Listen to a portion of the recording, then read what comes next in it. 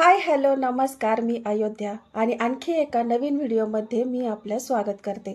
तर आज आपण घरातच उपलब्ध साहित्यामध्ये झटपट बनणारे आणि सर्वांनाच आवडणारे स्ट्रीट स्टाईल बटाटा कटलेट किंवा आलू कटलेटची रेसिपी बघणार आहोत।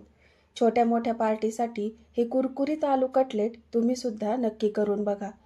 रेसिपी शेवटपर्यंत बघा आणि आवडल्यास चॅनलला सबस्क्राइब नक्की करा। चला तर आता रेसिपीला सुरुवात करूया। बटाट्याचे कुरकुरीत कटलेट बनवण्यासाठी सगळ्यात पहिल्यांदा इथे आपण एक 3 ते 4 मध्यम आकाराचे बटाटे हे उकडून साल काढून आणि थंड करून घेतलेले आहे। इथे कटलेटसाठी आपल्याला थंड करून घेतलेलाच बटाटा वापरायचा आहे। आता हा बटाटा एका बाउलमध्ये टाकून घेतला आणि पावभाजीच्या स्मॅशरने आपल्याला हा बटाटा स्मॅश करून घ्यायचा आहे, किंवा इथे तुम्ही किसणीने हा बटाटा किसून घेतला तरीही चालेल। तर बटाटा हा इथे आपला आता स्मॅशरने स्मॅश करून झालेला आहे। आता स्मॅश केलेला बटाटा हा परत एकदा हाताने आपण व्यवस्थित मिक्स करून घ्यायचा आहे। तर आता या मिक्स केलेल्या बटाट्यामध्ये आपल्याला 1 चमचा चिली फ्लेक्स टाकायचे आहे। याऐवजी तुम्ही बारीक चिरलेली हिरवी मिरची किंवा लाल मिरची पावडरही इथे वापरू शकता। यानंतर यामध्ये आपल्याला 1 चमचा आलं लसणाची पेस्ट टाकून घ्यायची आहे।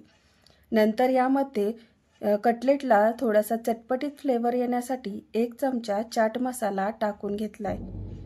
आता यामध्ये चवीनुसार मीठ टाकून घ्यायचं आहे व नंतर यामध्ये आपल्याला थोडासा ऑरिगॅनो टाकायचा आहे। हे ऑप्शनल आहे, नाही टाकला तरीही चालेल। इथे आपण कटलेटसाठी अर्धा कप कॉर्नफ्लोअर घेतलेला आहे। याऐवजी तुम्ही तांदळाचं पीठ इथे वापरू शकता किंवा पोह्यांचं पीठही वापरू शकता। आता कॉर्नफ्लोअर यामध्ये टाकून घेतलेला आहे। आता हे सर्व जिन्नस हाताने आपल्याला याचा चांगला गोळा होईपर्यंत मळून घ्यायचा आहे। पण जर पीठ हे आपल्याला थोडंसं पातळ वाटत असेल तर तांदळाचं पीठ किंवा कॉर्नफ्लोअर वापरत असाल तर थोडंसं इथे वापरलं तरीही चालेल, पण दोन्हीपैकी आपल्याला काहीतरी एकच इथे वापरायचं आहे। आता बटाटा कटलेटसाठी लागणारा गोळा हा आपल्याला हलक्या हाताने मळून घ्यायचा आहे। तर बघा इथे बटाटा कटलेटसाठी लागणारा गोळा आपला हा तयार झालेला आहे। तो परत एकदा आपल्याला चांगला मळून घ्यायचा आहे व इथे पीठ भिजत न ठेवता आपल्याला लगेचच याचे कटलेट बनवायला घ्यायचे आहेत। इथे आता मी कटलेटसाठी 3 ते 4 ब्रेड हे मिक्सरमध्ये फिरवून त्याचे ब्रेड क्रम्स तयार करून घेतलेले आहेत। याऐवजी तुम्ही घरात खीर बनवण्यासाठी जी रोस्टेड शेवई आपण वापरतो ती हाताने चुरूनही इथे वापरू शकता।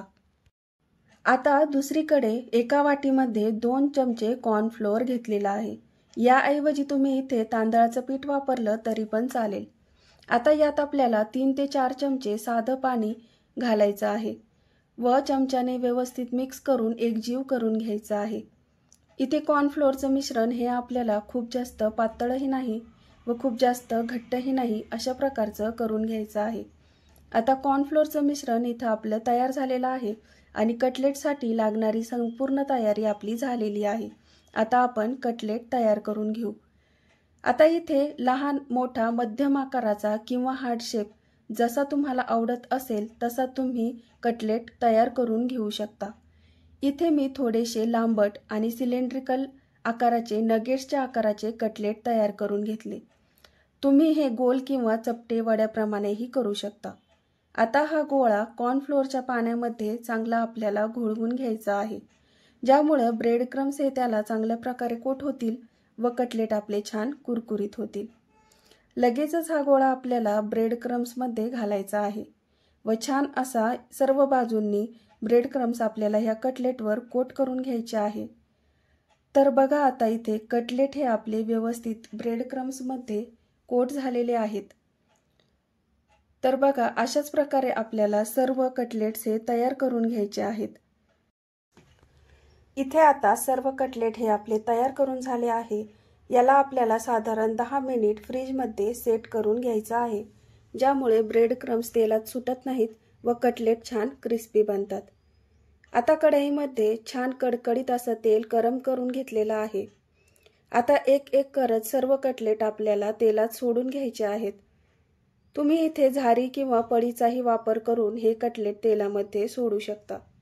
आता सुरुवातीला मोठ्या आचेवर 1 मिनिटभर आपल्याला एका बाजूने लालसर सोनेरी रंगावर तळून घ्यायचे आहेत। खूप जास्त चमच्याने एकसारखं आपल्याला इथे हलवायचं नाही।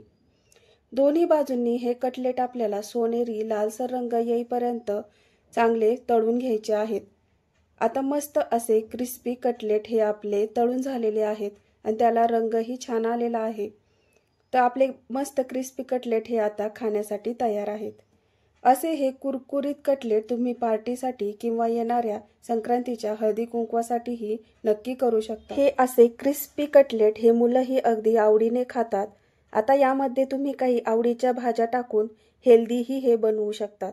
तर ही रेसिपी तुम्हाला आवडल्यास नेहमीप्रमाणे लाईक करा आणि जर चॅनलवर नवीन असाल तर चॅनलला सबस्क्राईब नक्की करा। धन्यवाद।